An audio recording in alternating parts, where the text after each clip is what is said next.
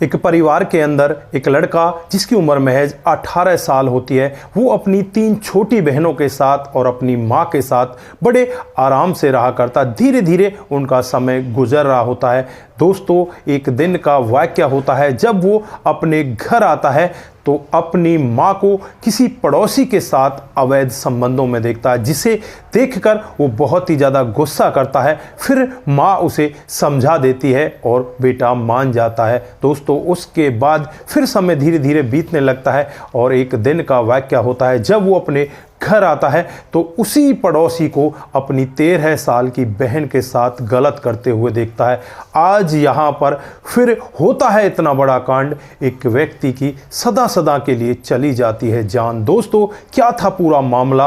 अगर आप लोग भी पूरे मामले को डिटेल से जानना चाहते हैं, किस व्यक्ति की जान गई है, तो वीडियो को लास्ट तक जरूर देखिएगा। आगे बढ़ने से पहले हमारी वही रिक्वेस्ट कि जो हमारे चैनल के साथ नए हैं, कृपया करके चैनल को फॉलो कर लें, बेल आइकन को जरूर प्रेस करें। नमस्कार, जय हिंद। आप देख रहे हैं APH न्यूज़ राहुल रावत के साथ। दोस्तों, आज की जो हकीकत की घटना आप लोगों को बताने जा रहा हूं, दिल्ली से सटा हुआ गाजियाबाद और उसी का मधुबन बापूधाम थाना क्षेत्र है, उसी के अंतर्गत एक एरिया आता है गोविंदमपुरम इलाका। यहाँ पर एक घर के अंदर बहुत ही तेजी के साथ चीखने चिल्लाने की आवाज़ आने लगती है। दोस्तों, आनन फानन में ही यहाँ पर जो मधुबन बापूधाम थाना क्षेत्र की पुलिस है वो मौके पर पहुंच जाती है और जब घर के अंदर जाकर देखा जाता है तो घर का एक लड़का जिसकी उम्र 17 से 18 साल होती है, वो बेड पर मृत अवस्था में पड़ा हुआ है। दोस्तों, आनन फानन में पुलिस उस डेड बॉडी को उठाती है, उठाकर पोस्टमार्टम के लिए ले जाती है,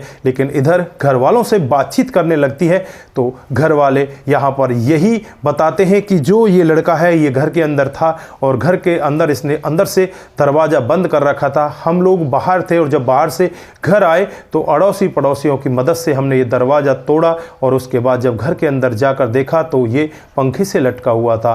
दोस्तों, ये पूरी कहानी माँ यहाँ पर पुलिस वालों को बता रही होती है। फिर पुलिस वाले यहीं पर छानबीन में लग जाते हैं और घर के अंदर एक लेटर पड़ा मिलता है। दोस्तों, उस लेटर को जब पुलिस वाले पढ़ते हैं और माँ की तरफ देखने लगते हैं तो माँ एकदम से घबराने लगती है, माँ टूट जाती है। उस लेटर में यही लिखा था कि मैं अपने आप को इस दुनिया से इसलिए विदा कर रहा हूँ क्योंकि मेरी माँ पड़ोस के ही रहने वाले लक्ष्मण के साथ अवैध संबंधों में है और वो मेरी छोटी सी 13 साल की बहन के साथ भी गलत काम करता है। दोस्तों, अब पुलिस यहाँ पर माँ से पूछने लगती है तो माँ यहाँ पर एक कहानी ऐसी बताती है जिसे सुनकर हर कोई व्यक्ति दंग हो जाता है।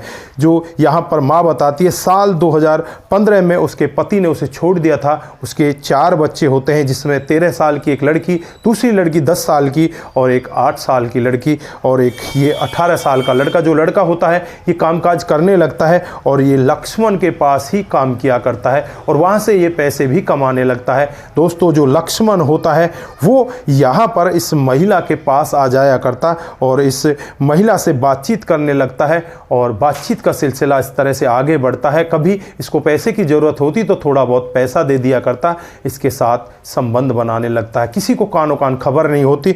यहाँ पर लक्ष्मण इस महिला से कहने लगता है कि मैं तेरे साथ में शादी कर लूँगा। दोस्तों, ये महिला भी खुश होती है कि नया लड़का मेरे साथ में शादी करेगा, उससे बेहतर क्या होगा। दोस्तों, फिर एक दिन का वाक़या होता है। लक्ष्मण यहाँ पर इसकी 13 साल की बेटी के साथ गलत कर देता है और इस सब के बारे में बेटी अपनी माँ को बता देती है। माँ यहाँ पर अपनी बेटी से कहती है कि बेटी मैं उसे समझा दूंगी। फिर यहाँ पर वो लक्ष्मण के साथ लड़ाई करने लगती है। लक्ष्मण उससे कहता है कि तुझे मुझसे शादी करनी है या नहीं करनी, तो यहाँ पर वो टूट जाती है और कहने लगती है ठीक है, मैं इस बात को दबा दूंगी। दोस्तों, उसके बाद फिर एक दिन यहाँ पर इस लड़की के साथ ये गलत करता है। फिर ये अपनी माँ को बताती है, माँ फिर से यहाँ पर इस वाक्य को दबा देती है और यहाँ पर लक्ष्मण के साथ हालांकि इसकी लड़ाई होती है। लक्ष्मण यहाँ पर उससे यही कहता है कि मुझे तुमसे शादी करनी है। अब ये टूट जाती है और इसे लगने लगता है कि शायद लक्ष्मण भी तुझसे प्यार करने लगा है, तू भी लक्ष्मण से प्यार करती है, तो तू आगे इसके साथ इसी तरह से रहे।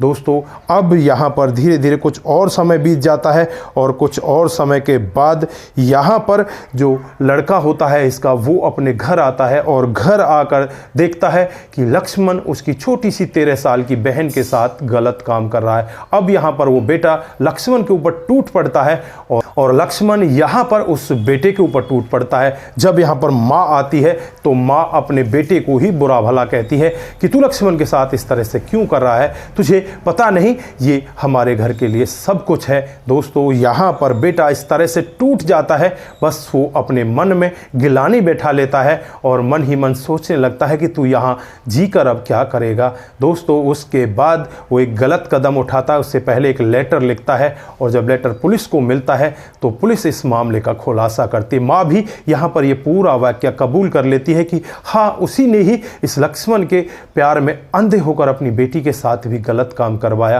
दोस्तों फिलहाल के लिए यहाँ पर लक्ष्मण को भी गिरफ्तार कर लिया गया है और इसकी माँ को भी गिरफ्तार कर लिया है। लक्ष्मण को तो इसलिए गिरफ्तार किया क्योंकि उसने उस लड़के के साथ मार पिटाई की और यहाँ पर उसे इस तरह से उकसाया। यहाँ पर लक्ष्मण ने दूसरा सबसे बड़ा गलत काम यह भी किया कि उसकी 13 साल की नाबालिग लड़की के साथ इस तरह से जबरदस्ती गलत घटना को अंजाम दिया और यहाँ पर माँ इस सब में उसका साथ दे रही थी। माँ को इसलिए गिरफ्तार कर लिया गया। दोस्तों फिलहाल यहाँ पर इन दोनों को गिरफ्तार करके जेल के अंदर बंद कर दिया गया है। लेकिन यहाँ पर इस घटनाक्रम को जब भी कोई व्यक्ति सुनता है वो एक बार सोचने के लिए मजबूर हो जाता है कि आखिरकार माँ ऐसी अंधी कैसे हो सकती है, अपने झूठे प्यार के लिए अपनी बेटी को भी इस तरह से कुर्बान कर देगी और अपने बेटे को इस तरह से इस जहां से विदा करवा देगी। दोस्तों यहाँ पर आप लोग क्या कहना चाहते हैं, ऐसी माँ के बारे में आपके क्या शब्द हैं? आप जो भी कहना चाहते हैं एक बार कमेंट बॉक्स में जरूर दीजिएगा। दोस्तों आज के लिए बस इतना ही, फिर मिलते हैं किसी नए मोड के साथ। तब तक के लिए आप अपना ख्याल रखें, परिवार का ख्याल रखें, सतर्क रहें, सावधान रहें। दोस्तों जिन साथियों ने हमारे पिछले वीडियोज पर कमेंट किए थे उनका नाम हम यहाँ पर बारी बारी से लेने वाले हैं। सबसे पहला कमेंट आता है वो शंकर स्वामी जी का आता है। मैं शंकर स्वामी बोल रहा हूँ, मैं मधोपुर से। आपकी कहानी बहुत ही अच्छी लगती है। आपका भी बहुत बहुत धन्यवाद। आप इसी तरह से हमारे साथ बने रहें। सुरेश राउत जी, आपकी कहानी बहुत ही अच्छी लगती है। आपका भी दिल की गहराई से बहुत बहुत धन्यवाद। इसी तरह से आप सभी लोग हमारे साथ कमेंट करते रहें, इसी तरह से आप लोग हमारे साथ बने रहें। दोस्तों उसके बाद राम गोसाई जी, आपकी कहानी बहुत ही अच्छी लगती है। वाह जी, पुलिस के कारनामे। आपका भी बहुत बहुत धन्यवाद। Very nice video. Monu Jain ji लिखते हैं, आपका भी दिल की गहराई से बहुत बहुत धन्यवाद। रघु रावत हमें लिखते हैं, आपकी कहानी बहुत ही बेहतर होती है। आपका भी दिल की गहराई से बहुत बहुत धन्यवाद। दोस्तों तन्वी चौहान जी हमें लिखती हैं कि आपकी कहानी हर दिन हमें कुछ ना कुछ सिखा कर जाती हैं। आपका भी दिल की गहराई से बहुत बहुत धन्यवाद। आप सभी लोग इसी तरह से हमारे साथ बने रहें, रिश्तों की अहमियत को समझें और अपने आप को क्राइम से ज़रूर दूर रखें। दोस्तों सतर्क रहें, सावधान रहें। नमस्कार, जय हिंद,